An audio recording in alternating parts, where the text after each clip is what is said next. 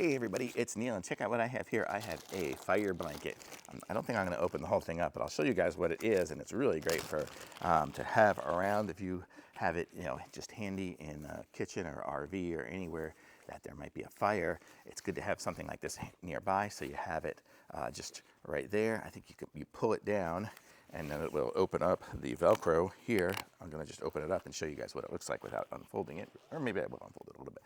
But you see, it's kind of like a mesh blanket here, and it's like that, and so it'll comes out of this bag really easy. So you would hang the bag up on a hook somewhere, right, just with the grommet, hang it up, and you just pull it down with those strings that are hanging down, and then you can just open it up real quick, throw it on your fire. So if you have a fire in your kitchen, or even if you're going camping or something like that and the fire gets out of hand, you can use this. So it's totally useful. Actually, I'll open it up a little bit because it looks like it's fairly easy to fold back up again. So this is kind of what it looks like here. It's going to get pretty wide.